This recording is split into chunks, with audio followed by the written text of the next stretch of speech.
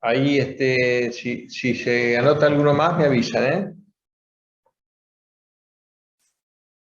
Bueno, un día de mucho viento, así que no sé cómo nos va a tratar Internet hoy, ¿eh? Está un poquito complicado. Pero vamos a ver cómo funciona. ¿Mm?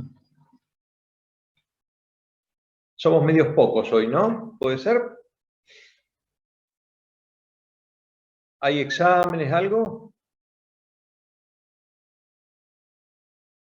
No, ¿no? Bueno. Bueno, última charla, ¿no es cierto? Última fase. ¿Mm? Fin de año me pone acá, sí, es cierto. Ya. Entonces, la última clase del último tema sería, ¿eh? Estaríamos casi cerrando el año con este tema, ¿eh? Y después viene, bueno, lo que a ustedes más les gusta, que son los plenarios, los parciales, los exámenes, ¿no es cierto? Bueno, ¿habemos candidatos para el plenario o no? ¿Cómo estamos? ¿Tenemos algún voluntario, voluntaria? Alguno pensó, todavía tenemos tiempo, pero no tanto, tenemos que avisar. Ya tenemos que avisar si hay candidatos. Es un tema bastante concreto, bastante llevadero, me parece. Se puede hacer una presentación. Teníamos el otro día, ¿sí, ¿Se avisa Lucas? hoy, profe? ¿Se tiene que avisar hoy? Tendríamos que avisar hoy, sí, porque viste que es de martes a martes y nosotros estamos atrasados con el día de la clase, así que ya tendríamos que estar avisando. Durante la charla de ahora ustedes pueden organizarse, pensarlo, pero tendríamos que pasarme un nombre durante el día de hoy, ¿no? Como para yo avisar.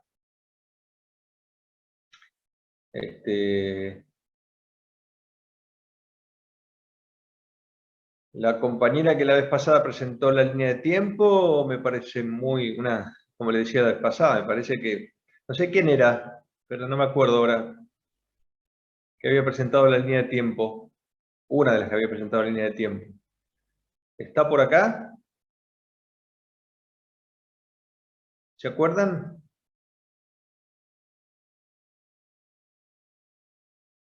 Me parece que no está, profe.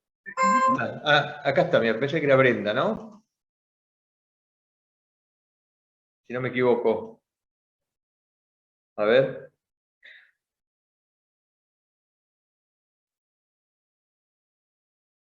Hola Brenda, Hola, profe. ¿cómo te va? Estamos Bien. diciendo, ¿puede ser que vos hayas sido la que presentó la línea de tiempo tan linda la semana pasada? Sí, creo que depende de lo que signifique linda. No, todos sabemos acá, me parece que todos sabemos a qué nos referimos. Bueno, estamos buscando un candidato, candidata para el plenario. Así que vos sabés que tenés algunos números puestos, ¿no? Sería interesante que presentes esa línea de tiempo y bueno, a partir de ahí el resto, ¿no? Pensalo, durante la charla tendríamos que avisar hoy, digamos, un candidato, dos, un suplente por las dudas o alguien que te quiera acompañar, pero me parece que puede ser interesante mostrarlo así, esa línea de tiempo y todos los conceptos que se derivan de ella, ¿no? Así que si te decidís, vos me confirmás durante la clase o me mandás por una... Mientras sea en el día de hoy, que me lo avisen, así yo puedo avisarle al jefe de cátedra que lo organice. Si no, queda desierto el tema y bueno, no se va a tratar, ¿no? En plenario. Así que bueno, eso es el primer punto. Segundo punto, bueno, ¿cómo le fue con el trabajo? Acá me pregunta si las otras comisiones confirmaron, no lo sé todavía, no lo sé. Probablemente lo publiciten hoy, no lo sé. Pero nosotros podemos confirmarlo si si aparece el candidato. ¿Cómo les fue con, vamos a decir, la parte esta de un poco los análisis de los que sé, los hallazgos, la relación, los mecanismos fisiopatológicos de cada uno de los hallazgos? ¿Pudieron profundizar un poquito, hacer algunas hipótesis, digamos, llegar a conclusiones sobre esto? Si podemos ver un poquito eso y después algo de la cascada, si alguno tiene algún esbozo de cascada, ¿no? ¿Tu micrófono? ¿Quién dice acá sin micrófono? No sé quién es. Ah, HP dice, pero no sé quién es. Camila. Camila. Ah, sí. Camila Mantilar, ahí está. Sí, Camila. ¿Estabas interesada en el plenario? ¿Puede ser?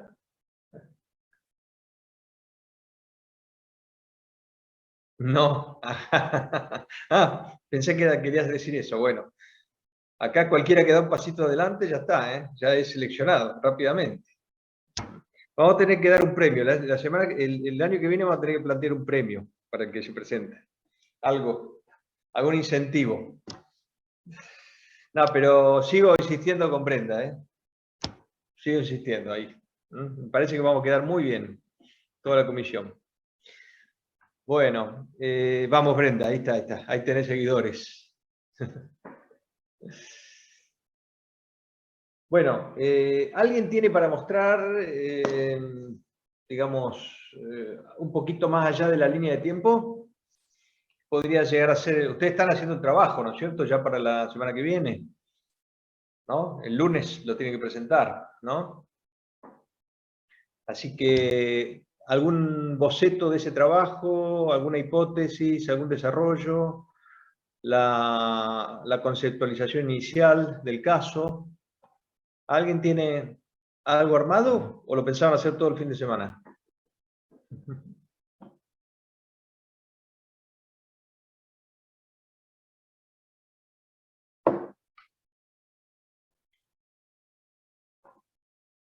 De a uno, ¿eh?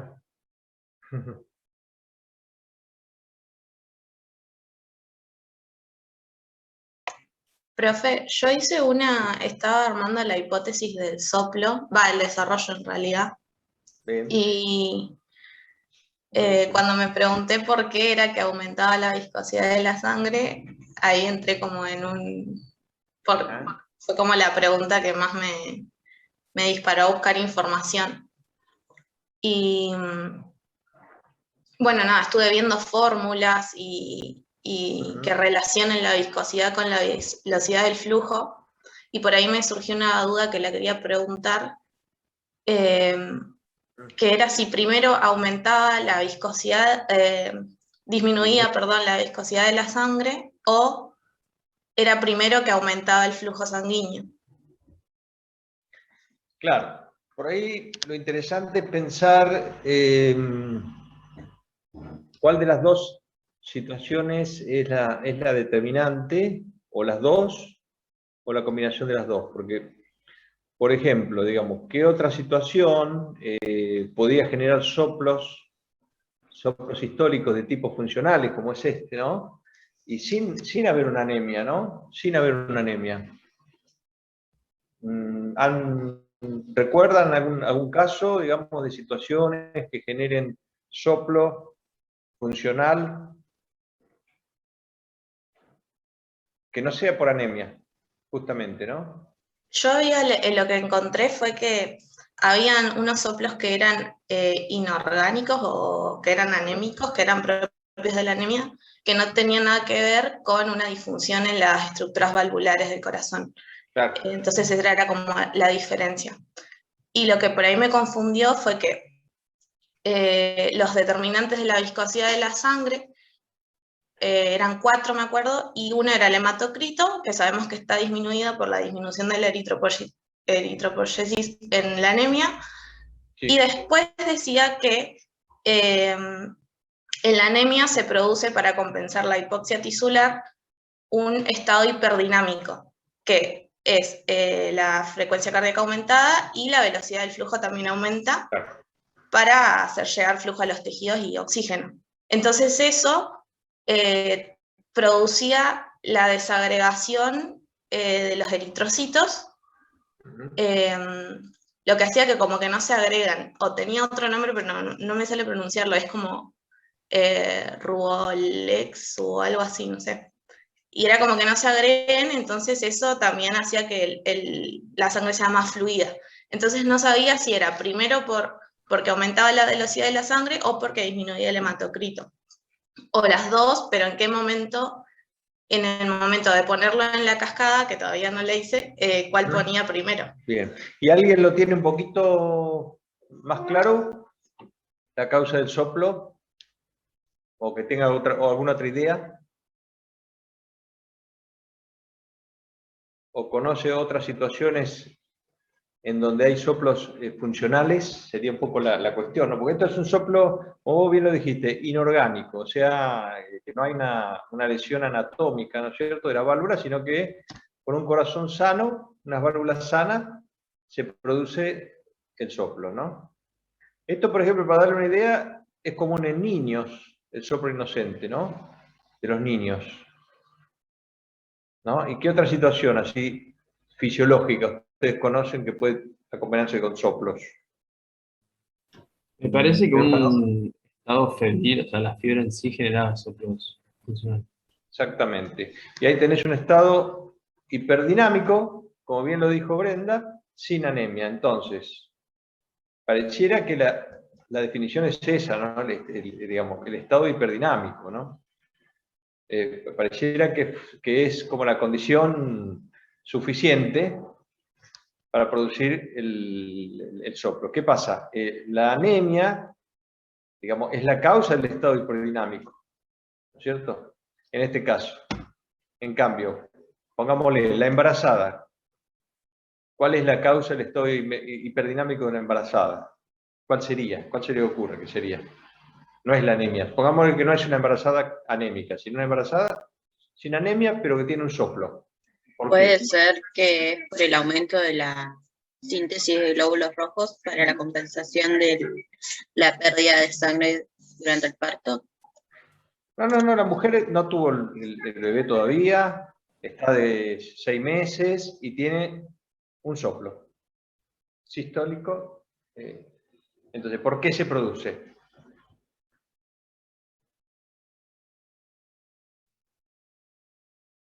Entonces, convengamos que tiene un estado hipodinámico, esa embarazada, también, ¿no es cierto? Ahí está, bueno, acá lo dice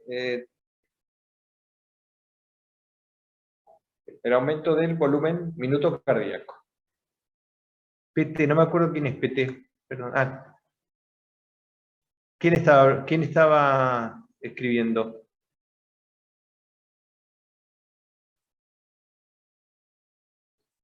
En la medida que el que pueda participar, ahí está poniendo, ¿no? Lautaro Prado, sí, Lautaro Prado. Bueno, Lautaro, en la medida que el que pueda conectarse en el momento que interviene, estaría bueno para ver la cara y todo. Yo sé que a veces por problemas de micrófono o conectividad, pero en la medida que pueda, bárbaro. Claro, el aumento de volumen cardíaco que tiene que ver con, o sea, finalmente, digamos, esa causa, digamos, del aumento del volumen minuto cardíaco, ¿qué está por detrás de eso? O antes. ¿Puede ser Sí. el aumento del volumen sanguíneo? Claro, exactamente, que se traduce en, ¿cómo se traduce en el corazón? Ese aumento de volumen sanguíneo. Recordemos un poquito para atrás los casos anteriores, ¿no? ¿Qué es lo que condiciona? ¿Cardíaco? Claro, exactamente. El gasto cardíaco, que bueno, es un poco relacionado con el volumen minuto, pero digamos, a la vez, ¿cuál es el condicionante previo del gasto cardíaco? ¿De qué depende? ¿De la precarga? Claro, exactamente. En este caso la precarga, o sea, o exactamente, el volumen de llenado venoso, o sea, ese volumen exagerado se va a traducir en un mayor volumen de retorno venoso, ahí está, retorno venoso y precarga. Entonces, sin estar anémica, esta mujer está hipervolémica, y esa hipervolemia genera un estado hiperdinámico. Otra situación, digamos, metabólica que cursa con hiperdinamia. Puede ser fisiológica o patológica. Diríamos más lo patológico ya, ¿no? Ya hablamos de lo fisiológico, la fiebre, hablamos de la embarazada, hablamos del niño. Pensemos en alguna patología que cursa con hiperdinamia. Taquicardia, aumento de la frecuencia cardíaca, aumento de la temperatura corporal.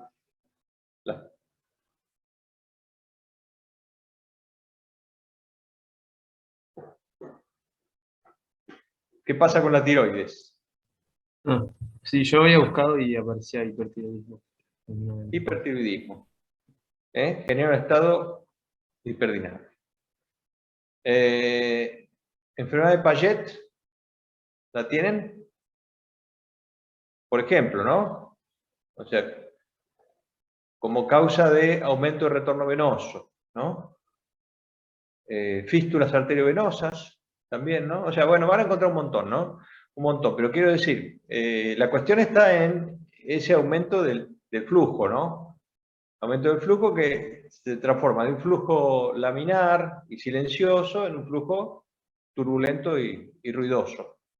Yo no sé cómo viene el tema de la viscosidad de la sangre. Si alguien leyó precisamente, puntualmente, viscosidad, digamos, como determinante, debe ser como determinante de la mayor velocidad, digamos, ¿no? del flujo sanguíneo. ¿Pero alguien lo tiene más claro eso de la viscosidad de la sangre?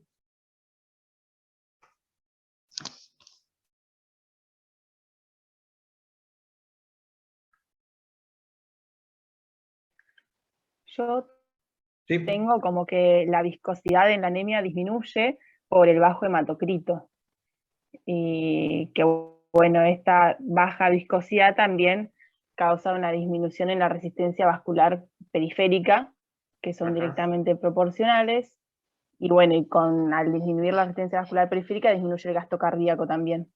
Y para compensar este bajo gasto cardíaco, aumenta la frecuencia cardíaca. Claro. Y con Claro. esta última causaría la palpitación y el soplo sistólico. Sí, exactamente. Por eso me pregunto si lo más importante es la disminución de la viscosidad o lo más importante es la hipoxemia que está generando el mecanismo compensatorio y todo el estado hiperdinamico compensatorio, ¿no? Me pregunto si no va por ahí y como para que ustedes lo terminen de dirimir eso, ¿no? En la presentación, cuánto hay de cada cosa, ¿no? Si con estado hiperdinamico alcanza evidentemente alcanza, ¿no? Para producir el soplo, ¿no? Pero bueno, si está nombrada la viscosidad, profundicen ahí y que eso quede claro, ¿no? El tema es de la viscosidad. ¿Cuánto juega la viscosidad, ¿no? La disminución de la viscosidad de la sangre. Perfecto. Bueno, la intensidad del soplo, ustedes vieron que dice 1 en 6, ¿no? Así que se están dando cuenta de que es un soplo muy imperceptible, muy leve, propio de los soplos funcionales también, ¿no? Es decir, es muy raro encontrar un soplo funcional más de 3 en 6, ¿no? Ya ahí estamos hablando también de soplos patológicos, ¿no? Orgánicos. Así que es una de las características del soplo, ¿no?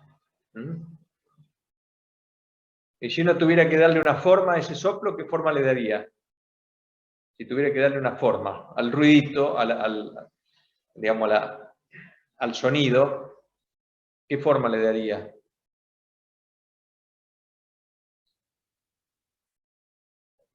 ¿Se entiende la pregunta? Ustedes cuando estudiaron soplo vieron que había distintas formas de esa sonoridad, ¿no?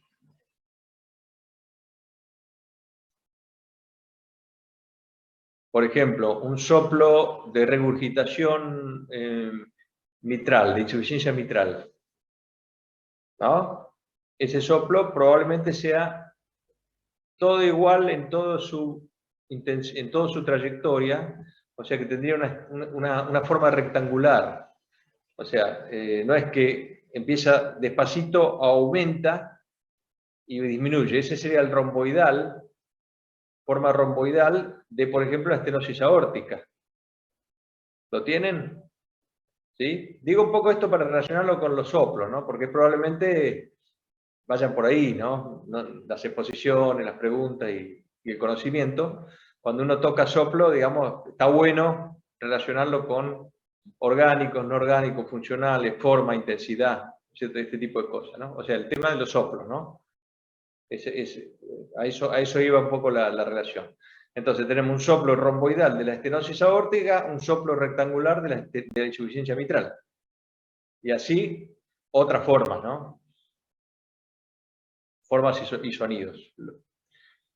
Bueno, ¿con el soplo algo más? ¿O podemos ver otro hallazgo?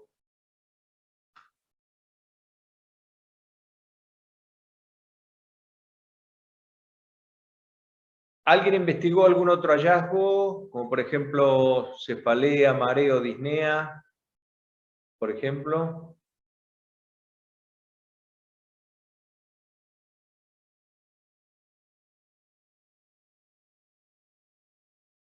Si tuviéramos que hablar sí, disnea, si tuviéramos que hablar de disnea, ¿a qué lo podríamos atribuir en el caso de la anemia, no? Al transporte deficiente de oxígeno. Uh-huh. Bien. ¿Cómo termina el paciente, digamos, relacionando ese transporte insuficiente de oxígeno con la sensación? Porque no deja de ser la disnea una sensación subjetiva, ¿no es cierto? De falta de aire, ¿no? Entonces, ¿cómo se llega, digamos, te parece que se llegaría a esa sensación, ¿no? De falta de aire.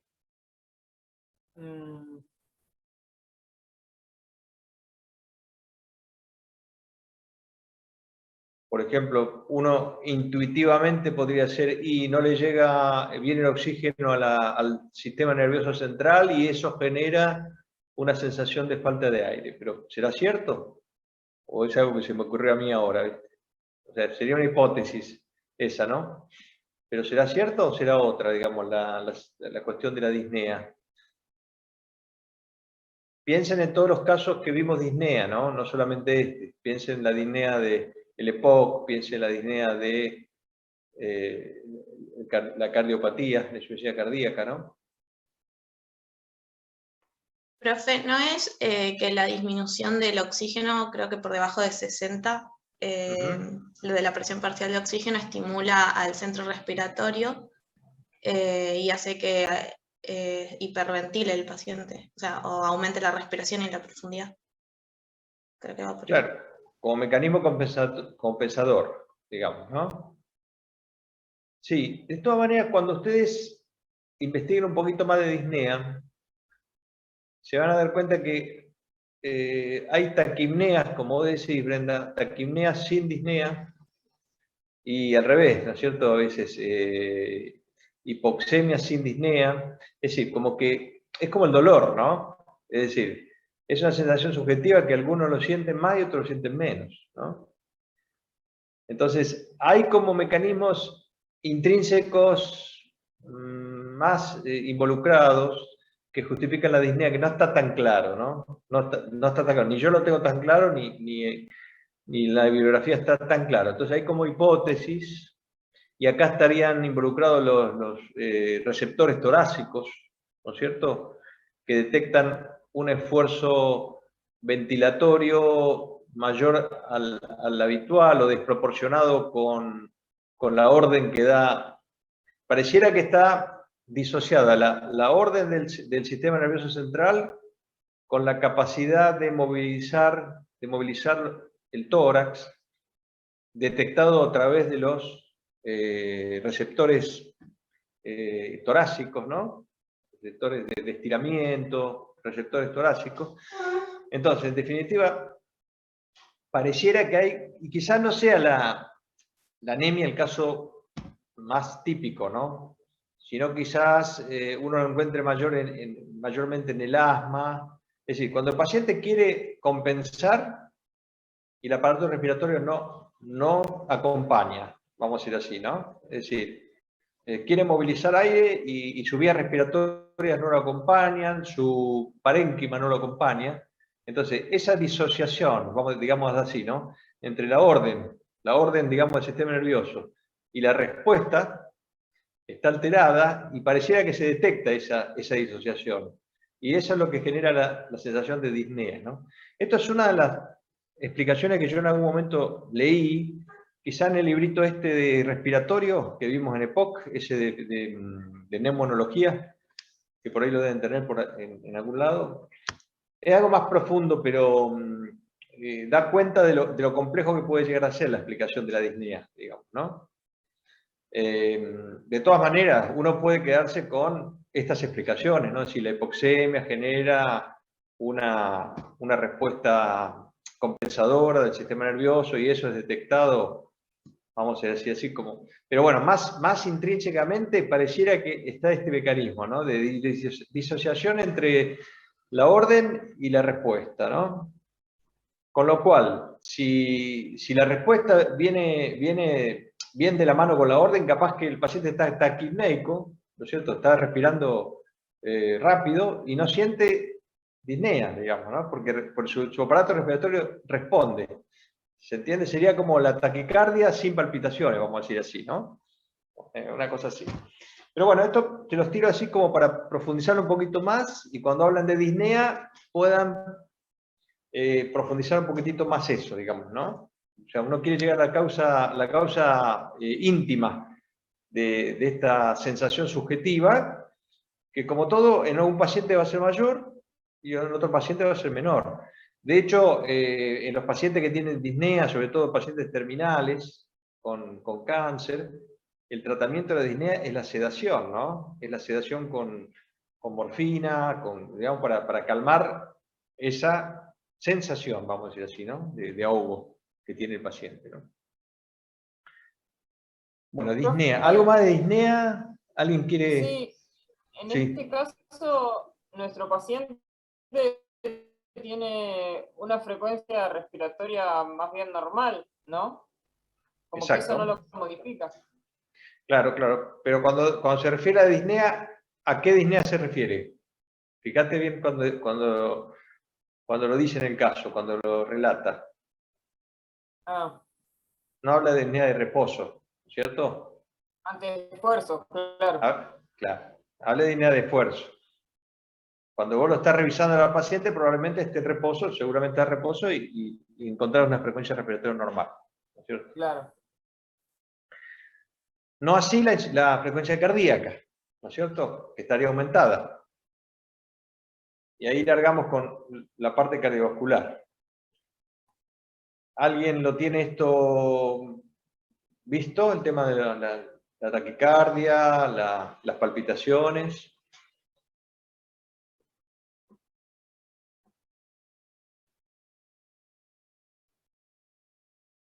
No formulé una hipótesis todavía, pero Sí, considero está que puede bien. ser parte de lo que hablábamos recién, de varios receptores o receptores que se encuentren en los grandes vasos que envíen información Ajá. allá al sistema nervioso central de sangre con poco valor de oxígeno o algo por el estilo. Está bien. Y entonces la taquicardia sería un mecanismo compensatorio, ¿no es cierto? Va todo por el mismo camino, ¿no? Necesitas mover más sangre, digamos, para generar el intercambio gaseoso que se tiene que producir, ¿no? Pero bueno, después también profundicen un poquito más a ver el mecanismo final de la taquicardia, ¿no? En esta misma línea de lo cardiovascular, en esta paciente no ocurre, pero pongámosle que sea un paciente de riesgo cardiovascular. ¿Qué otra cosa podría tener un paciente anémico? ¿Qué otros síntomas podría tener? Además de la taquicardia y las palpitaciones. y precisamente con el esfuerzo y la disnea, ¿no? Pero cardiovascularmente.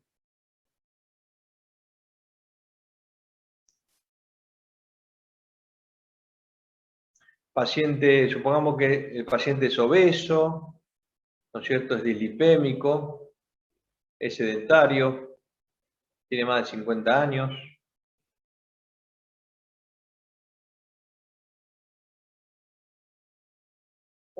Algo relacionado a lo vascular. Exactamente. ¿Qué podría ser? ¿Cómo se podría manifestar?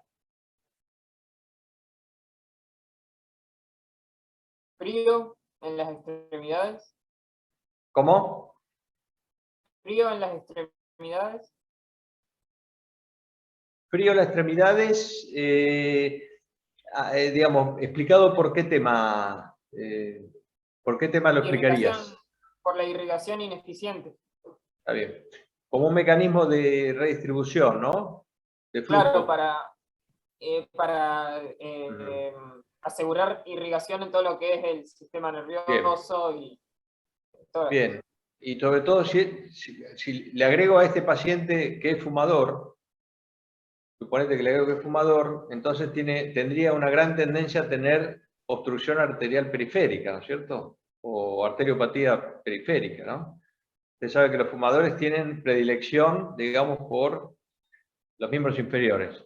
Con lo cual, una de las manifestaciones que tiene el paciente, vamos a decir, arteriópata periférico, es la claudicación, ¿no? La claudicación por dolor en los miembros inferiores, ¿no? Entonces, si a esta situación uno le agrega la anemia o la deficiencia de transporte de oxígeno, podría tener un agravamiento de la claudicación intermitente, ¿no? Que tenga, ¿no? O sea, tendría más frecuentemente dolor que parar más frecuentemente, ¿no? Bueno, y esto mismo, a nivel cardíaco, ¿qué generaría? ¿Qué podría generar?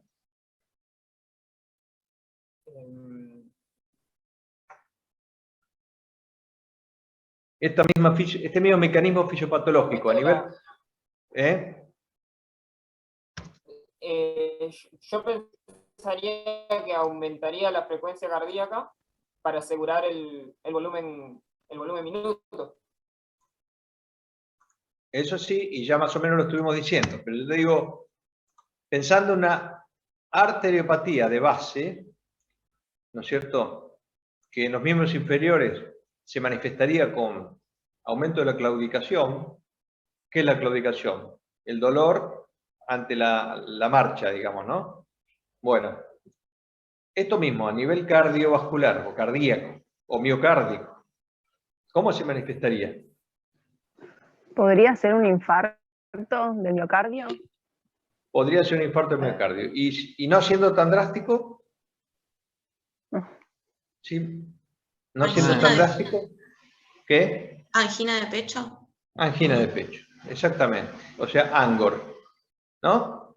Es decir, siempre lo mismo, es decir, disminuye el transporte de oxígeno. Entonces, en lugares donde normalmente está al límite la reserva tisular está al límite, porque no hay mecanismo compensatorio, porque el paciente, capaz que este paciente con un esfuerzo grande siente dolor precordial, pero la anemia sería el equivalente a un esfuerzo grande, ¿no es cierto? Es decir, le falta oxígeno y se produce ese desbalance, digamos, entre demanda y oferta de oxígeno, ¿no es cierto?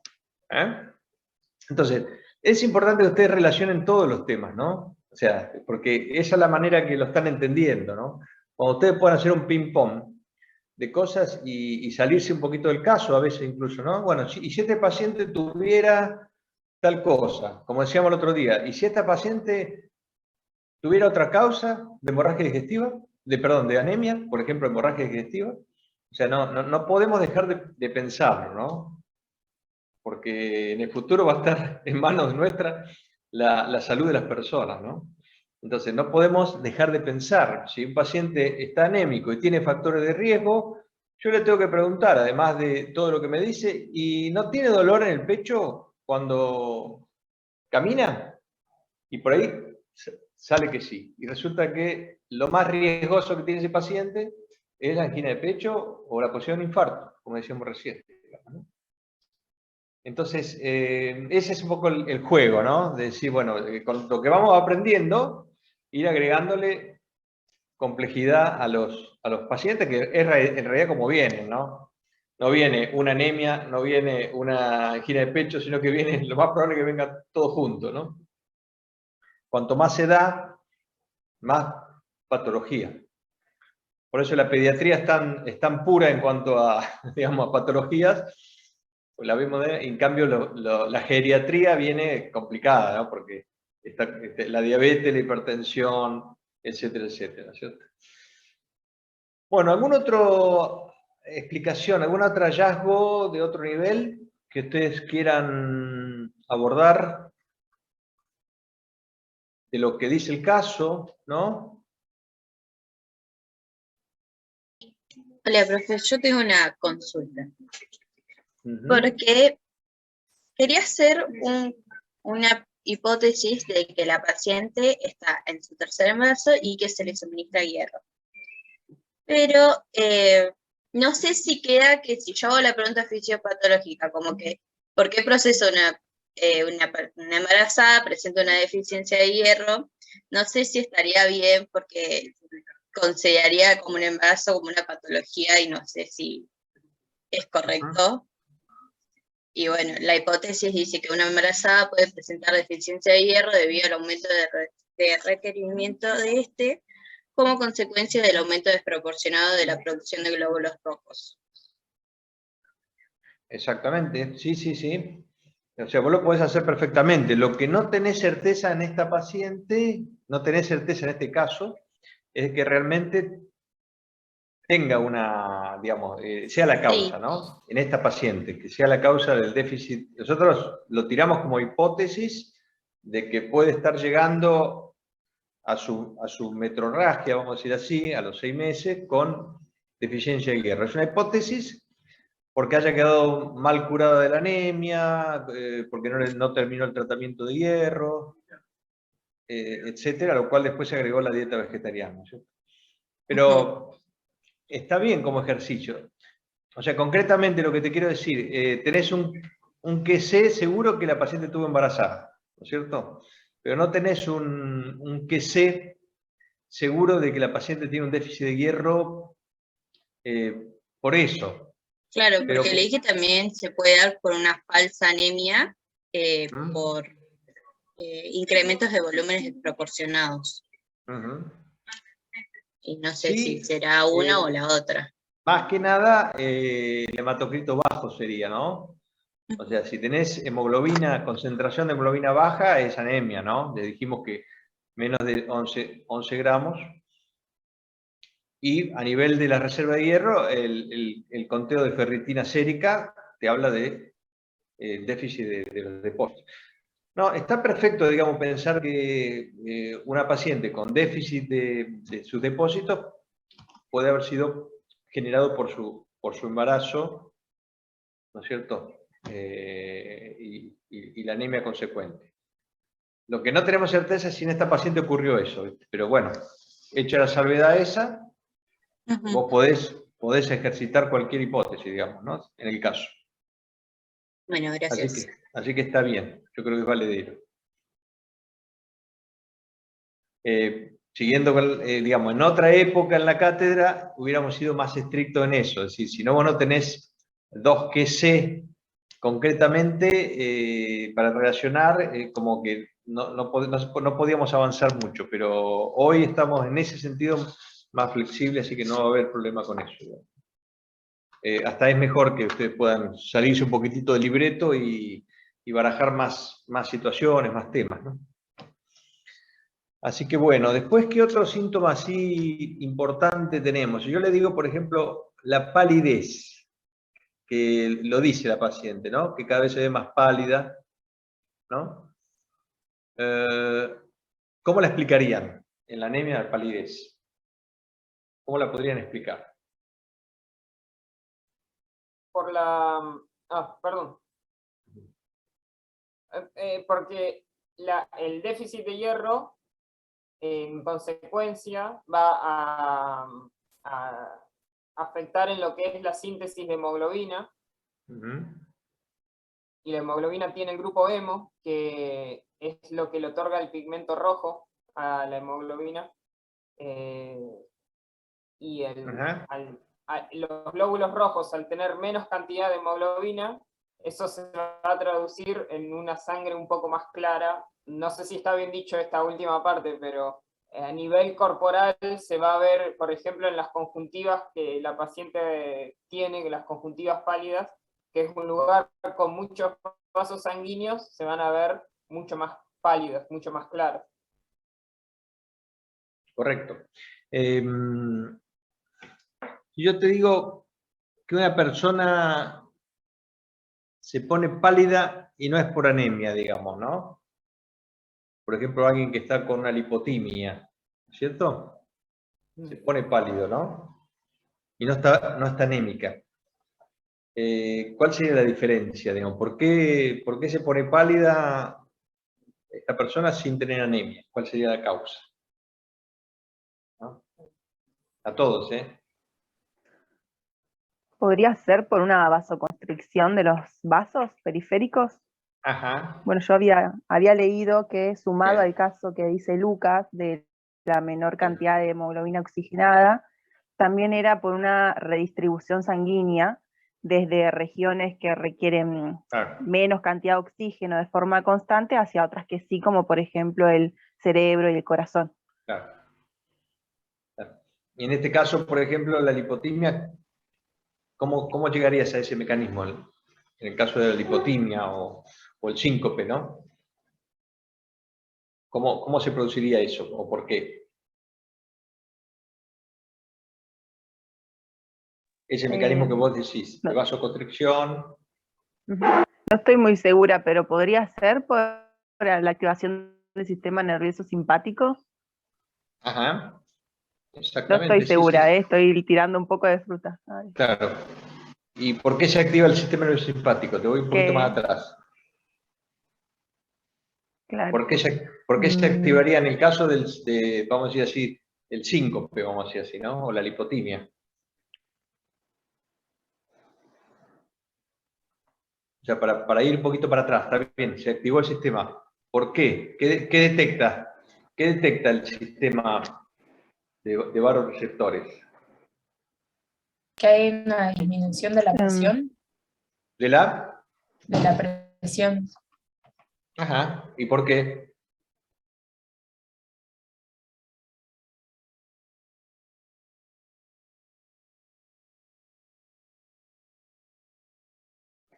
O podrían ser, no sé, que se detecte hipoxia cerebral a nivel del sistema nervioso. Claro, pero digamos, vamos un poquito más para atrás. Una persona sana está en una reunión, digamos, con mucho hacinamiento, mucho calor, de golpe se pone pálida y tiende a desmayarse o se desmaya. Ustedes la ven, está pálida. Por suerte le toman el pulso, tiene buen pulso. Es más, le miran las conjuntivas y están bien coloreadas. Entonces, ¿qué tiene? Palidez de piel, no de las conjuntivas. O sea, los quiero llevar a esta diferenciación, ¿no? A la piel con respecto a las conjuntivas. ¿Cómo están? ¿Cómo están ahora con la idea? ¿Qué diferencia hay entre un paciente anémico, que en todo caso, digamos, sí, paciente anémico que está con palidez, que tiene mucosa, y una paciente, digamos, con una lipotimia que está pálida, pero solo la piel y no la mucosa? O sea, no la conjuntiva, vamos a hablar con claridad. La mucosa puede estar pálida, pero la conjuntiva.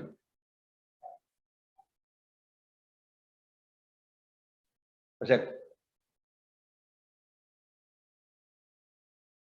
¿qué diferencio yo mirándole la conjuntiva con respecto a, por ejemplo, el pulpejo del dedo o el lecho ungueal?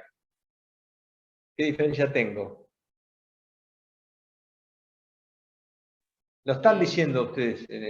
Puede ser, profe, que en el caso de la paciente que, digamos, que tenga la piel pálida, eso, como decían recién, que es por la redistribución del flujo, la vasoconstricción, Pero en el caso de la anemia, no sé si estaría bien dicho, pero está más relacionada, si bien hay una vasoconstricción, pero por la composición de la sangre en sí, como decía Lucas recién.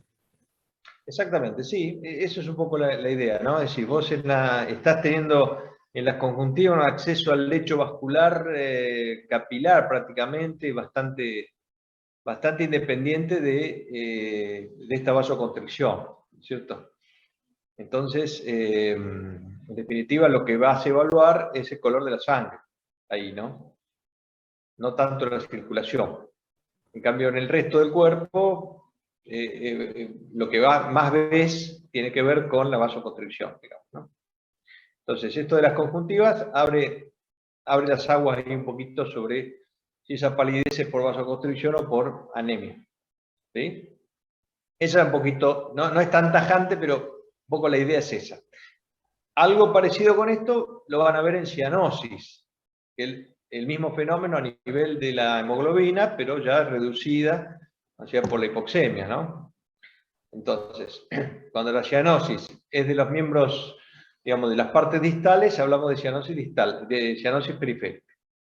Cuando la cianosis es de la mucosa, ¿no es cierto? Sobre todo de los labios, estamos hablando de que ya la sangre circula con hemoglobina reducida, con la cantidad de hemoglobina reducida capaz de producir cianosis, ¿no?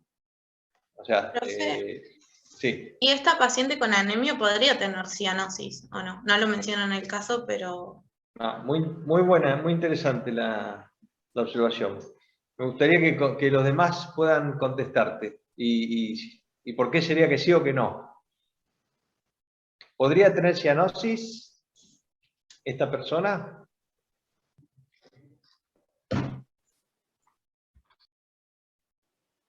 Podría ser como que, porque la cianosis se da por una acumulación, o bueno, porque ahí aumenta la hemoglobina desoxigenada, y en la anemia lo que falta es hemoglobina, o sea, hay poca hemoglobina.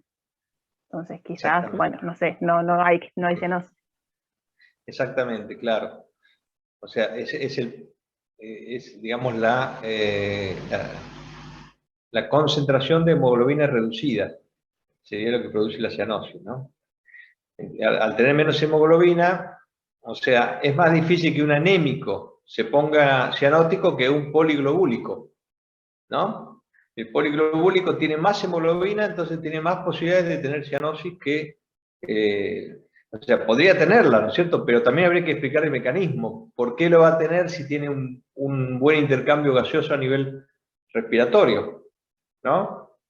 O sea, que vos me digas que por vasoconstricción hace una cianosis periférica y podría ser por la rémora que se produce a nivel periférico, podría ser, pero está compensado por la baja concentración de hemoglobina, con lo cual tiende a no verse esa cianosis, ¿no? Periférica. Así que no tendría causas para tener cianosis esta paciente. Está bastante distanciada la anemia de la cianosis por este mecanismo, ¿no? Que estamos diciendo, ¿no? Pero está bueno el ejercicio, está bueno preguntárselo, para justamente aclararlo, ¿no? Bien.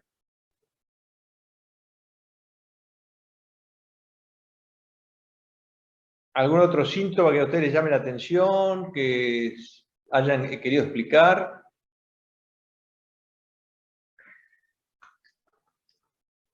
En este mismo sentido, hay que explicar los hallazgos hematimétricos, ¿no? Es decir, hay cosas muy obvias, ¿por qué digamos, el hematocrito está bajo? Pero bueno, no estaría mal explicarlo. No estaría mal explicarlo, ¿no?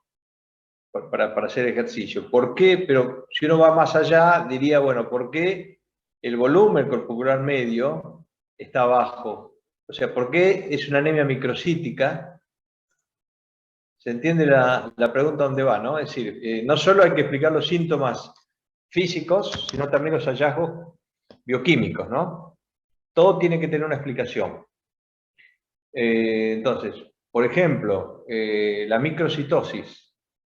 Creo que algo hablamos la vez pasada, pero ¿qué relación tendría con este tipo de anemias microcíticas, o, perdón, ferropénicas? ¿Sí? ¿Por qué es microcítica la anemia ferropénica? Esa sería la pregunta, digamos, ¿no?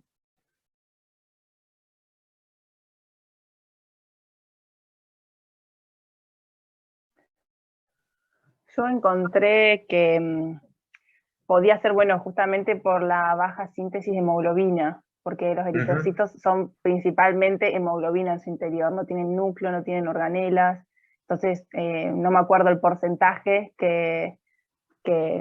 de los cuales estaban conformados por hemoglobina, pero eran muy altos. Entonces si hay poca síntesis de hemoglobina, su tamaño disminuye, calculo. Podría llegar a Además del ser, color. podría llegar a ser. ¿Alguna otra posibilidad le ven a esto de la microcitosis?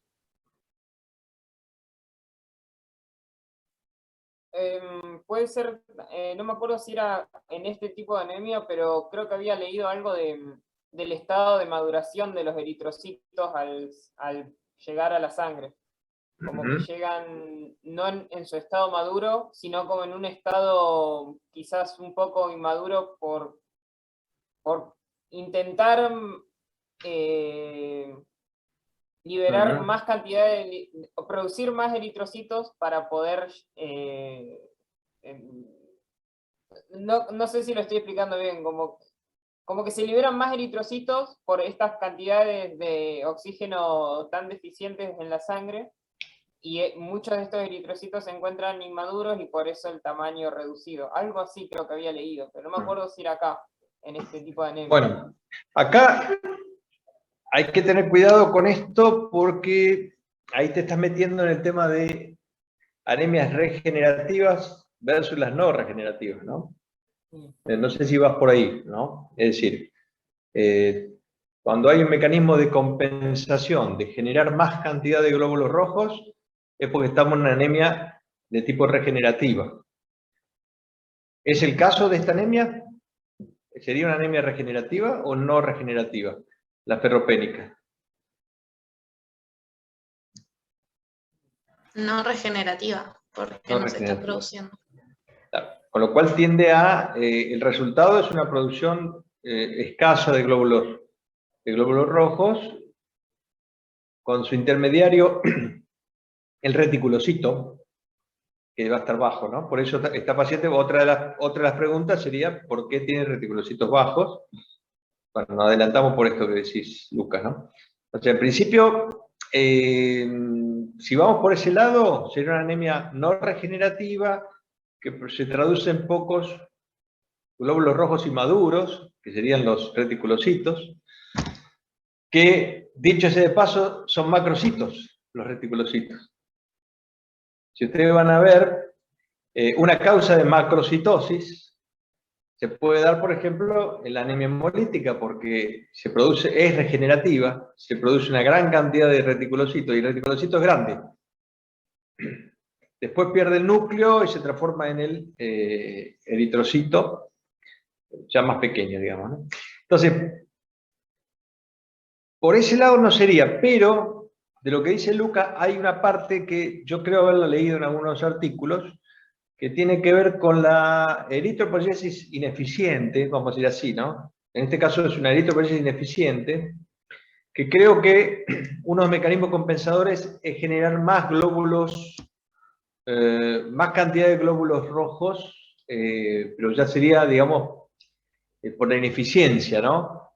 Por la ineficiencia saldrían más glóbulos rojos de menor tamaño, como un mecanismo compensador, digamos. Pero léanlo, profundícelo, creo que está en uno de los artículos que les dimos. Entonces, se podría explicar así la microcitosis, ¿no? Como, digamos, una eritropoyesis ineficiente, que no se traduce en reticulocitos, sino que se traduce en más cantidad de glóbulos, vamos a decir así, defectuosos, ¿no? Y de ahí viene después el otro indicador de la amplitud de distribución eritrocitaria, es decir, cuando esa cantidad de glóbulos defectuosos se distribuye de una manera determinada, estamos más en relación a un tipo de anemia que otro, digamos, ¿no? Pero bueno, va por ahí, Lucas, habría que profundizar eso un poquito, para no confundirlo con las regenerativas, digamos, ¿no? ¿Sí? Profe, tengo una pregunta. Sí. Que me surgió recién. establecimos que, bueno, que la causa principal de esta anemia fue por las hemorragias, la menorragia que tuvo la paciente, pero eso no sería que regenerativa, no es una anemia regenerativa, si es por pérdida. Está muy interesante, ¿eh? La pregunta está muy buena. Cada vez más candidata sos al plenario, Brenda, ¿eh? Sí, sí, sí. Como que sigas preguntando así, ya te anoto directamente. Porque sería como que la causa principal fue Claro. regenerativa y después por la deficiencia de hierro fue no regenerativa. ¿O así? Bueno, está buenísima porque justamente ahí tenemos la gran diferencia entre las hemorragias agudas y las crónicas. ¿Sí? Entonces, no sé si usted, cuando le enganchan el hilo, me interrumpen y lo toma cualquiera de ustedes, yo te la idea. Pero está bárbaro lo que dice Brenda, porque justamente un sangrado puede ser crónico, es decir, de hecho esta paciente viene hace varios meses y no sabemos cuánto tiempo atrás, con un sangrado, digamos, un poco más de lo normal, pero no es una hemorragia, digamos, aguda, ¿no? Es una hemorragia crónica, en el sentido que todos los meses pierde un poco más de lo que tiene que perder. Entonces, ¿qué está perdiendo? ¿Glóbulos rojos o hierro? Esa es la pregunta. Desde ya que las dos cosas, pero digo, ¿qué es lo determinante? ¿Qué es lo que realmente condiciona la anemia? ¿La pérdida de sangre o la pérdida de hierro? Acuérdense las proporciones de hierro, dónde estaban en el organismo en mayor cantidad, digamos, ¿no? Acuérdense que hablamos de la relación entre el hierro que entraba, el hierro que salía, pero fundamentalmente el hierro que tiene el eritroblasto, digamos el eritrocito, que es muy grande, ¿no? Es decir, estábamos hablando de algo de 50 miligramos cada, sí, son 2 gramos en todo el volumen, así que estaríamos hablando de 1 gramo por litro, o sea, 100 gramos por cada 100 mililitros sería, ¿no? Una cosa así. Entonces, es mucha la cantidad de hierro que se pierde con esa sangre. Entonces, si lo que se pierde es sangre, damos lugar a una anemia regenerativa. Es decir, a ver, dicho de otra manera, si yo pierdo sangre, ¿tengo hierro para generar eritropoyesis? O sea, para hacer una anemia regenerativa, voy a tener lo que vos decís, Brenda, es decir, una compensación con una eritropoyesis efectiva. Ahora, si yo lo que pierdo es hierro y termino haciendo una ferropenia, ¿no es cierto? Voy a tener no voy a poder tener una compensación porque tengo una eritropoyesis inefectiva, por la falta de hierro. Entonces se traduce en una no regenerativa. ¿Sí? Entonces, todo depende de lo agudo o lo crónico, digamos, la hemorragia. La hemorragia aguda, sí, va a producir más pérdida de sangre que hierro. La hemorragia crónica produce más pérdida de hierro que sangre o glóbulos rojos. Entonces, ahí está la diferenciación, ¿no? Una hemolítica, evidentemente, va a ser regenerativa, un sangrado agudo va a ser regenerativo, pero un sangrado crónico, y sobre todo una sangre oculta en materia fecal, por ejemplo, va a ser una anemia ferropénica. Ahí está la diferenciación. O sea, es la misma causa, pero te da 2 resultados distintos. Si fuera una metorragia masiva, que las hay, ¿no es cierto? Un aborto, ¿no es cierto? O sea, realmente puede producir una anemia regenerativa, ¿no? Porque es una hemorragia aguda. En el medio están los grises, seguramente, ¿no? En el medio están los grises, que hay una mezcla de los dos. ¿Se entiende la idea? Sí, profe, gracias. Me quedó claro. Sí, porque es interesante eso, lo que vos decís. Bueno, ¿algún otro síntoma o hallazgo que ustedes hayan investigado? Yo mientras voy chumeando acá.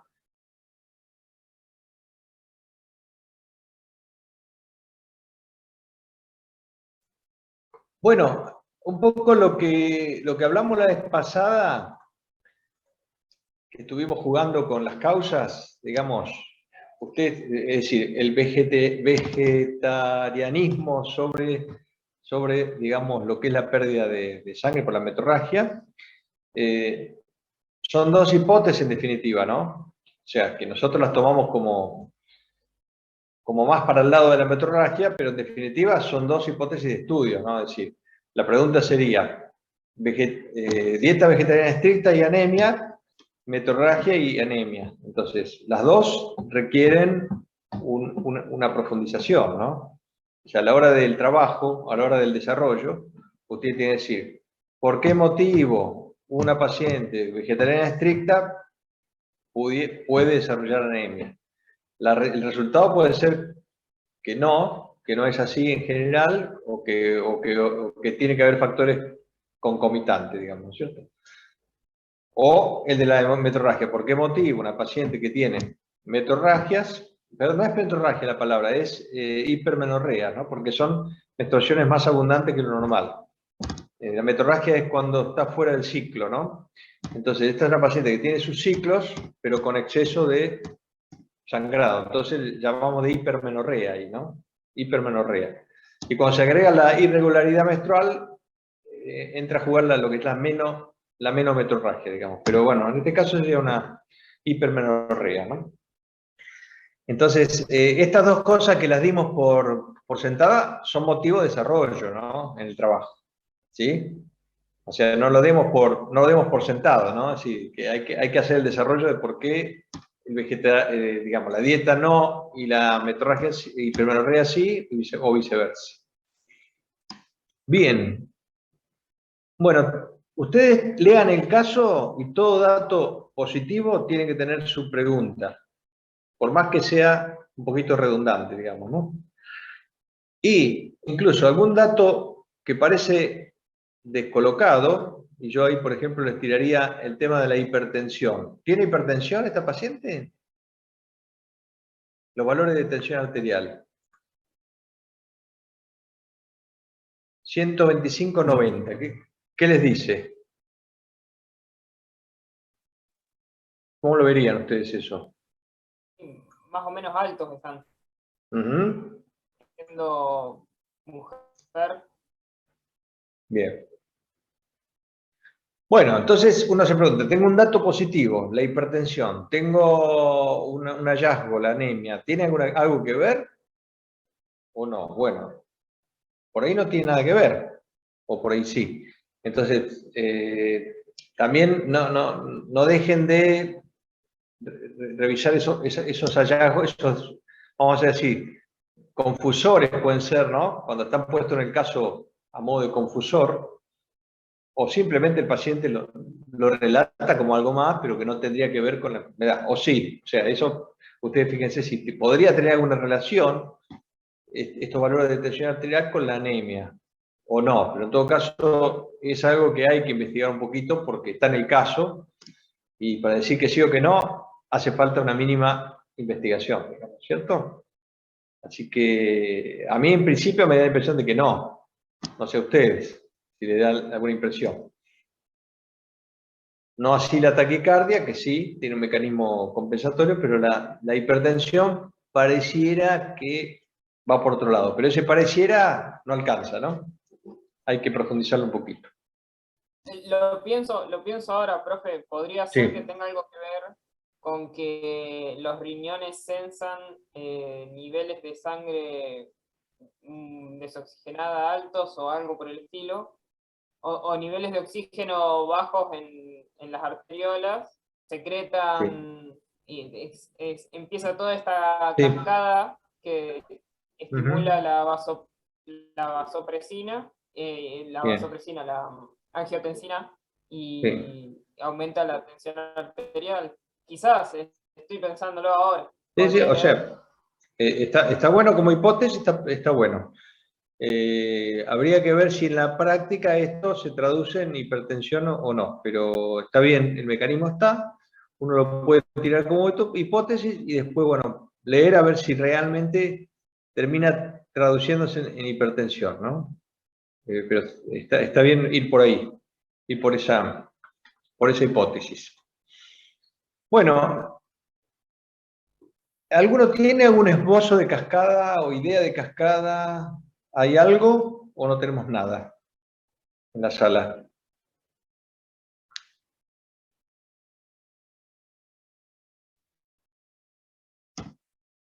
Yo tengo una, si quieren. Bueno. Genial, dale. Compartí nomás. Tengo el internet más o menos hoy, sí, pero a ver si se ve. Bueno.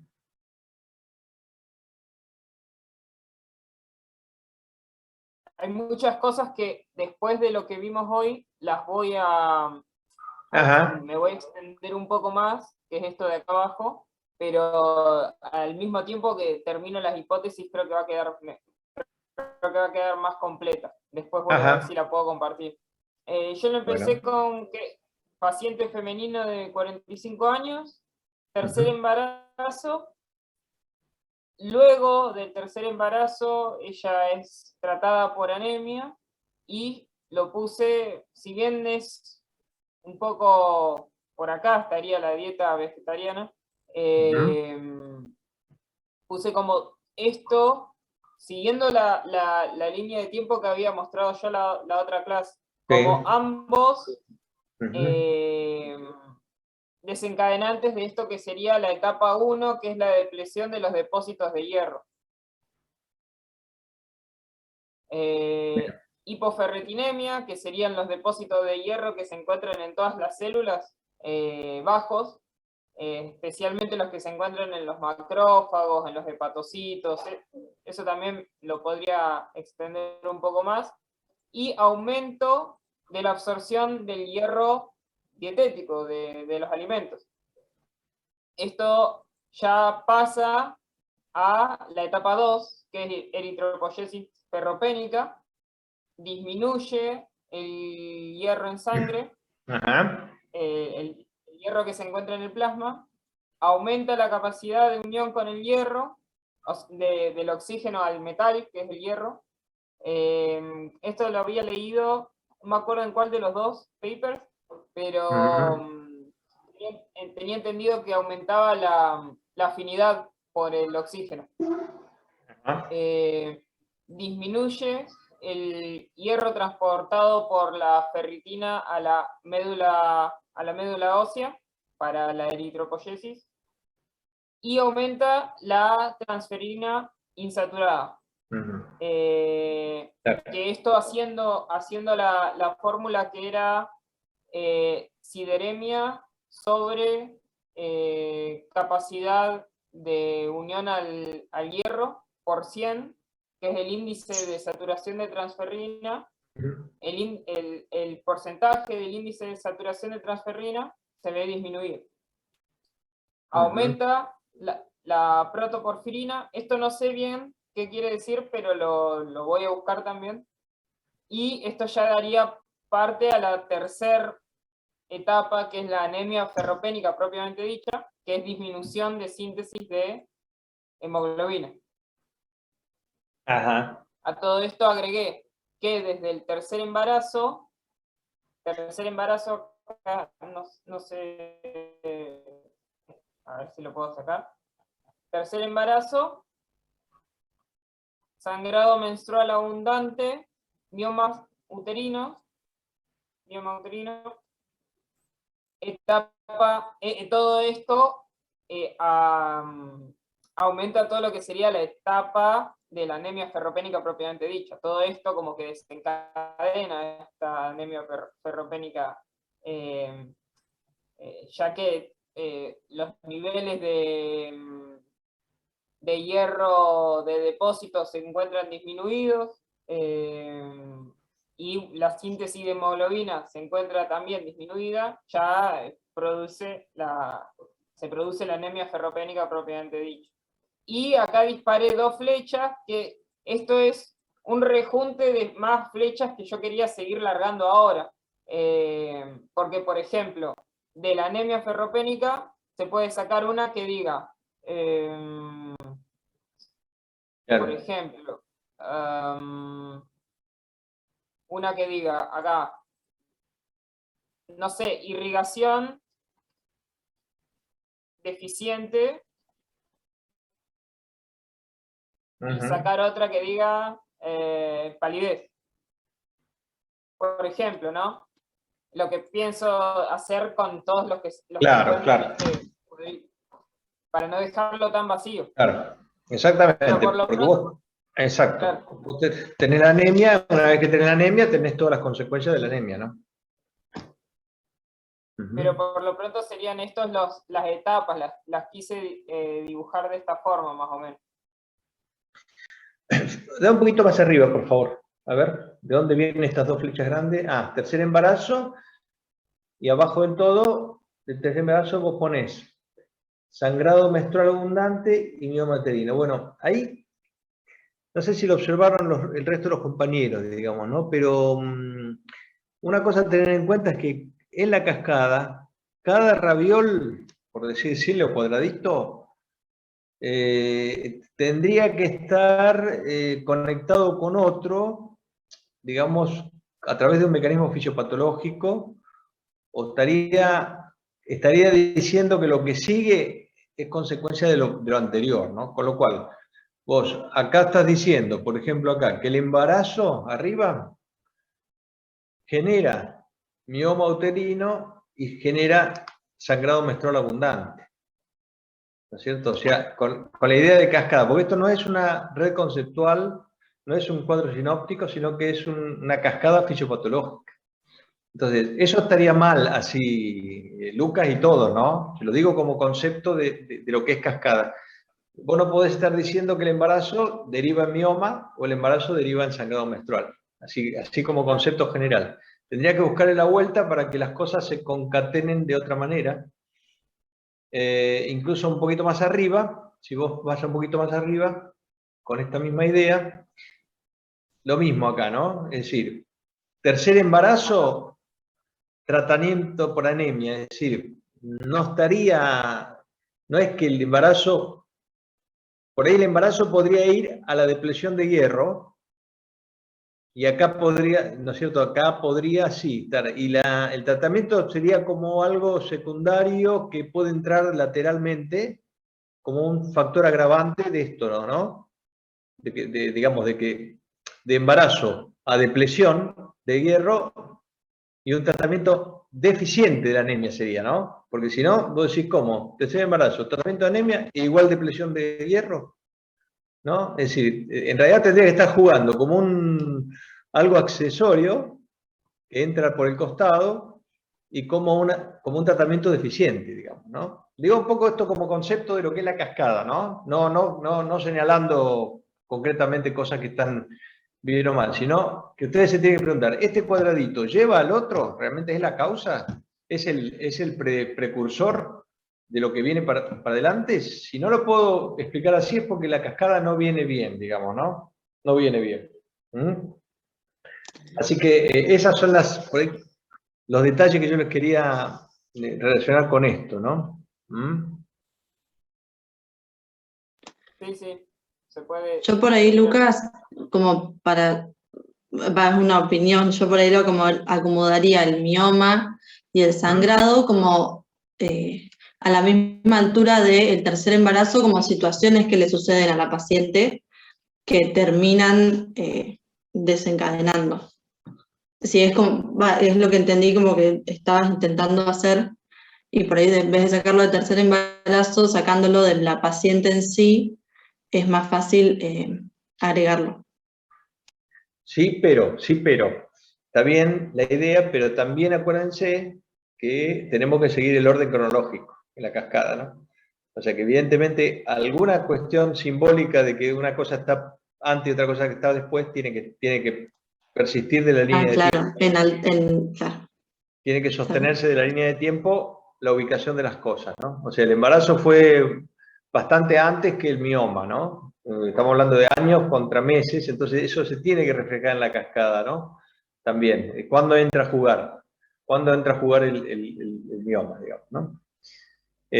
Así que estas son un poco las consignas, ¿no? Que hay que tener en cuenta cuando uno arma la cascada. Es una línea de tiempo, pero con, digamos, explayándose en mecanismos fisiopatológicos, ¿no? ¿Cómo conectamos un evento con el otro, digamos, ¿no? Esa sería un poco la cosa. Cuando vos pones aumento de la protoporfirina, no me queda claro esa parte. Aumento de protoporfirina, no sé, no lo entiendo bien, ¿no? No, no me acuerdo dónde lo leí, pero Ajá. lo voy a tratar de Bueno, buscar, porque había leído algo por el estilo, pero puede ser que no. bien. Bien, fíjate, y con el mismo criterio, porque acá vos estás diciendo que estas cosas se van concatenando y van generando una... Está bien, algunas sí, pero habría que ver si la disminución... Yo estoy señalando con mi dedo y no, no lo ven ustedes, pero cuando dice disminución del porcentaje digamos, transferrina, saturación de transferrina, eso estaría después generando un aumento de la protoporfirina. Estás diciendo, ahí está diciendo eso, entonces tenés que ver si es así, eso, ¿no? Y después, bueno, todo genera una disminución de la síntesis que sí, puede ser un momento. Ahora, cuando caes a la anemia, después, ¿no? Sí. Primero, como que la anemia no produce disminución de hematocrito, todo, sino que es la definición, vamos a decir así, ¿no? O sea, habría que ver cómo se pone, o como para que se entienda de que no es que la anemia produce esto, sino que en todo caso capaz que es al revés, ¿no? En todo caso Claro, capaz por eso puse laboratorio acá, porque todo esto ocurre antes. Por eso. Entonces, La ferritina C lo vimos en la línea de disminuye tiempo. Lo claro. vimos en la línea de tiempo de que las alteraciones, la eritropoyesis ineficaz es previa a la anemia, ¿no es cierto? Es previa a la anemia. Es decir, cuando yo llego a un valor determinado de hemoglobina, ahí defino el síndrome clínico de anemia, pero en todo caso, esta eritropoyesis alterada, en menor grado, precede a la anemia, ¿no? Claro.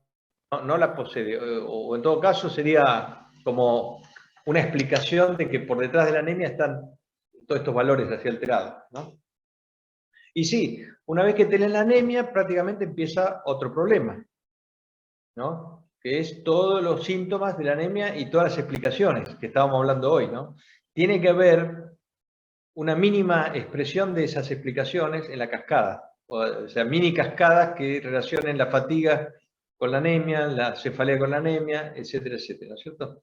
Aunque terminen siendo bastante comunes, pueden ser varias flechas que confluyen en un síntoma, o sea, en definitiva cuando el mecanismo es el mismo, ¿no? ¿Mm? Así que esas son un poco las observaciones, ¿no, Lucas? Pero está bueno que la hayas empezado a hacer y a partir de ahí los demás también tengan en cuenta esto.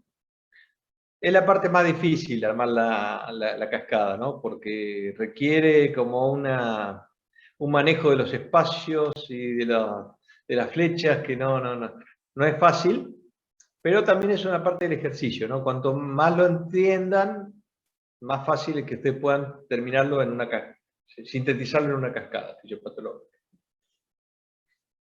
Buenísimo.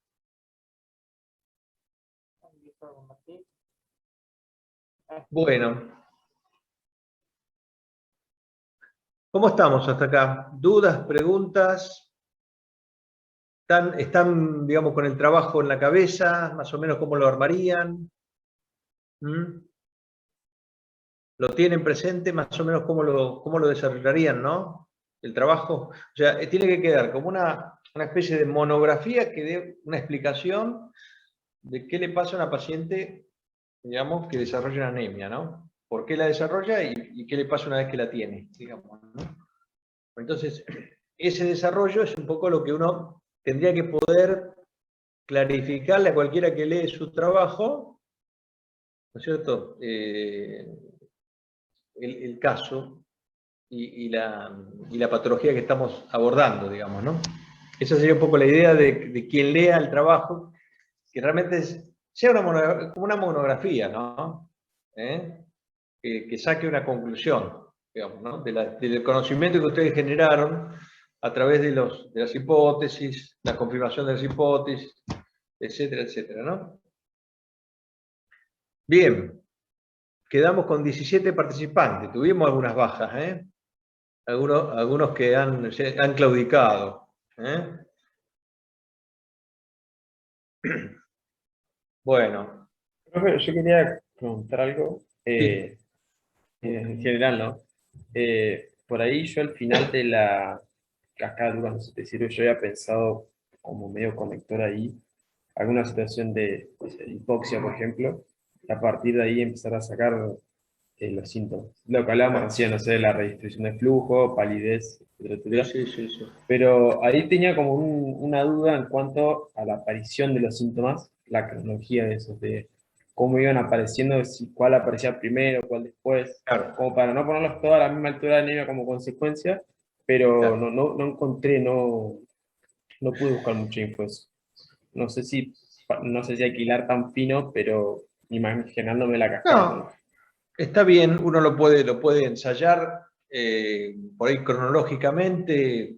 Acá la paciente lo mete todo en la misma bolsa, como que hace determinado tiempo, 2 meses, empezó con todos los síntomas, ¿no? Y no lo podemos separar por lo que dice la paciente, digamos, ¿no? Podemos separar hallazgos como la hipermenorrea hace 6 meses, la pérdida de peso hace 1 año, y el inicio de estos síntomas hace 2 meses, digamos, ¿no? Ahora, ¿cómo es la sucesión de estos síntomas? Evidentemente, ahí hay que hacer pie en la historia natural de la enfermedad, ¿no es cierto? En cómo se va dando la enfermedad, ¿no? Entonces, ustedes ahí tendrían que hipotetizar un poco si la disnea de esfuerzo aparece antes de la palidez, por ejemplo. No sé si lo vamos a tener tan claro, ¿no? Y ahí va a ser un poquito entre lo que encuentren y lo que ustedes puedan entender, como que hoy este síntoma probablemente se dé antes, ¿no? Pero no sé si va a estar tan a la mano, ¿no? A la mano para saberlo, ¿no? Es decir, pero ahí pueden tirar alguna hipótesis. Bueno, probablemente la cefalea esté antes que la disnea, pero hay que ver qué se encuentra de esto, ¿no? Qué se encuentra y qué es lo que uno se anima a hipotetizar, ¿no? Por supuesto que uno puede encontrar un hematocrito bajo mucho tiempo antes que un síntoma, ¿no? Eso está claro y lo hablábamos la vez pasada, es decir, esta paciente puede venir con hemoglobinas bastante más superiores a la que tiene y haber estado varios meses o incluso años, ¿no? Con una hemoglobina baja, o sea, con anemia. O sea que quizás algunos mecanismos compensadores, como la taquicardia, el estado hiperdinamico, que son compensadores, venía conviviendo con ellos hasta que hace un síntoma que es intolerable para ella, como puede llegar a ser la disnea de esfuerzo o alguien le hace ver la palidez, porque muchas veces la palidez es algo que llama más la atención al otro, al observador, que a la misma paciente, o incluso el familiar directo que se acostumbró al color, ¿no es cierto?, de la persona. Entonces de golpe lo ve alguien en un examen y dice, la palidez, no me había dado cuenta. Lo mismo pasa con la ictericia a veces, ¿no? O sea, recién cuando es examinado el paciente, uno se da cuenta. Así que está buena la observación, Augusto, está buena la observación. No sé si se puede ser tan preciso, pero está bueno el ensayo de tratar de despegar esos hallazgos, digamos, ¿no? En todo caso, identificar los que son claramente desplegables y los que sería una mezcla incluso muy subjetivo, ¿no? Entre el mareo y la cefalea, no sé cuánto hay, digamos, ¿no? ¿Se entiende? Perfecto, gracias. Buenísimo. Ustedes cuando tengan una duda así pueden hacer una búsqueda específica en algún, ya fuera de la bibliografía habitual, y bueno, y después en todo caso se ponen sobre la mesa. Si tenemos algún experto en el plenario, uno podría tirarlo como duda, y quizás alguien con mucha experiencia en hematología puede aportar bastante más, digamos, ¿no? Que esto. Pero no lo sacaríamos del caso en sí, sino que lo sacaríamos de la historia natural, en este caso, de la enfermedad, de cómo se da normalmente la historia natural de la enfermedad. Así que bueno, ¿estamos ahí con elementos suficientes para rematar el caso? ¿Estamos bien? Bueno. ¿Tendremos expositor o habrá que esperar antes de las 12 de la noche que me manden un mensajito? Profe, sí, lo voy a dar. Esa, Ay, no puede ser. Ah. Vamos, Brenda, que podés pasar a la inmortalidad con esto. Bueno. ¿Le puedo mandar después con mi cascada para que la vea por correo? Sí, Porque problema. no. Ahí hay unas manitos levantadas. Ignacio, o se están despidiendo. ¿Qué es? Ah, están aplaudiendo. Son aplausos. Te están aplaudiendo ya. Mirá mirá. Yo creo que vas a tener seguidores, ¿eh? Vas a tener apoyo, Brenda, me parece. Así que ya con la línea de tiempo, la de escocés, con esa sola nomás ya está. Así que vas a empezar bien, por lo menos vas a empezar bien, digamos, ¿no? La línea de tiempo. Y bueno, alguno que te dé una mano por ahí, ¿no es cierto? Con algo más, que no te deje tan sola. Y ya está, con eso. Así que bueno, yo espero tu confirmación de todas maneras, no te voy a meter más presión. Vos mandame por acá. No, sí, profe, lo voy a dar. Estoy ¿Estamos? decidida. ¿Ya estamos Sí, entonces? sí. Brenda Camila Sí. Pichipil. Sí. Listo, ahí tengo todo el nombre completo. Así que ya le paso al doctor Quiroga, que es ahora el que está un poquito llevando adelante la cátedra, ¿no? El doctor Quiroga. Así que Brenda. Bueno, si después tenés un coequiper, avísame para que lo ponemos en la lista o en el mismo día del plenario lo charlamos, ¿cierto? Desde ya, agradecido digamos, en nombre de toda la comisión y de la cátedra. Que te animes, que te animes. Bueno, más allá del caso, y como es la última charla que vamos a tener, ¿no? Creo, con respecto a la materia, le engancharon la vuelta, se entendió la lógica, están en condiciones de abordar, digamos, otros casos con estas metodologías. ¿Más o menos le está sirviendo para eso? A mí me pasó que justo hoy pensaba en la cascada que hice en el primer caso y que quizás si la comparas con los avances que tuve internamente, digamos, es como que sí siento que hubo un avance, la forma de abordar los casos, ya sé cómo separar los síntomas, los signos, armar, qué sé yo, una cascada, una línea de tiempo, y me gusta sentir que avance en ese sentido. Genial. Sí, acuérdense que esto se lo tienen que llevar para su práctica profesional, ¿no es cierto? Es lo más importante, ¿no? Que ustedes, además de aprobar la materia, por supuesto, pero que les quede como una idea de pensamiento, de que no dejar de preguntarse, ¿no? O sea, en definitiva, en medicina y en ciencia es todo preguntarse, porque si uno se queda con certezas, y lo más probable es que incurra en algún tipo de error, ¿no? Porque las certezas son bastante enemigas, en este caso, de algo tan complejo como la ciencia médica, ¿no? Que es una caja de sorpresa, ¿no? Entonces, casi que siempre está la duda, o sea, nosotros convivimos con la incertidumbre, ¿no? En medicina. Es parte de la práctica, ¿no? Esa incertidumbre es lo que nos hace un poquito bajar del caballo, del pedestal, y decir, y siempre tener abierto el paraguas para lo que pueda decir el paciente, lo que pueda decir un colega, o lo que pueda decir el caso en sí, ¿no? Si uno se cierra, digamos, a un pensamiento, digamos, probablemente se escapen otras posibilidades, otras ideas, ¿no?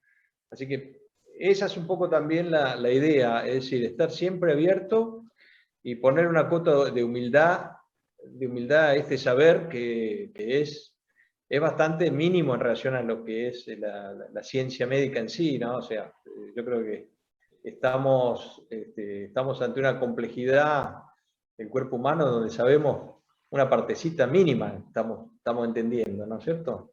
Yo a veces digo, bueno, es como si a mí me traen un camión Scania último modelo y yo soy un mecánico de pueblo, digamos, ¿no? Es decir, voy a tener ideas, voy a tratar de hacer lo mejor posible, voy a ser cauto, pero en definitiva estoy bastante lejos de poder entender el todo, ¿no? de ese camión. No sé si me entienden la idea, no es para tirar abajo, es para posicionarnos.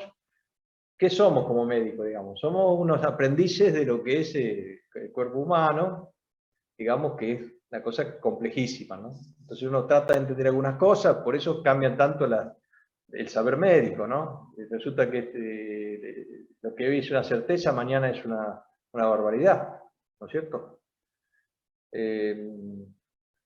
¿A dónde iba con esto? Bueno, esto es un poquito la idea general de lo que es la materia y la profesión en sí, ¿no? Así que si ustedes se van con esa idea del método de alguna manera de estudio, que no es muy alejado del método científico, ¿no? Es decir, generar preguntas, hacer hipótesis, confirmarlas, o sea, no es más que el método científico aplicado a una materia, ¿no es cierto? Así que esta es un poco la idea, de que ustedes se vayan con este ejercicio, ¿no? Más allá de que no van a abarcar todo, y van a abarcar algunos temas, algunos casos, pero sí se van a parar con una manera de pensar, me parece, ¿no? Así que esto está bueno, y si esto se traduce después en un trabajo, digamos, en un escrito, se termina de consolidar, ¿no es cierto? Termina de consolidar cuando uno lo termina en un producto, en un trabajo que puede ser después una herramienta de docencia para uno mismo, o mucho mejor para otro. ¿Ustedes vieron cuando uno da una clase, explica algo que lo tiene ahí, digamos, recientemente aprendido, termina de aprenderlo? Y esto es cuando lo bueno de estudiar con otras personas, con otros compañeros, da lugar a esto, ¿no? Yo te enseño un poquito mejor esto, te explico que lo entiendo mejor, que vos me explicas lo otro. Entonces, esa interacción grupal también ayuda mucho a consolidar, ¿no? Los conocimientos. Así que bueno, son todas las cosas que me parece que uno se tiene que llevar como experiencia de la materia esta, ¿no? Así que creo que vamos a tener oportunidad de vernos en otras instancias, pero el plenario, todo, o algún examen, quién sabe. Pero bueno, fundamentalmente va a ser el último encuentro que tengamos, digamos, ¿no? Así que me escriben si necesitan algo. En el plenario esperamos digamos, la exposición ahí de Brenda y compañía. Y bueno, quedamos a disposición. Acá dice si es la última clase, muchas gracias por todo, sus clases ayudaron a dar una vuelta de rosca a todo. Bueno, para mí una experiencia también muy buena y gratificante, por más de que estamos haciéndolo por Zoom, que no es lo mismo que verse las caras, pero igual, así todo, fue una experiencia buena, ¿no? A pesar de la pandemia.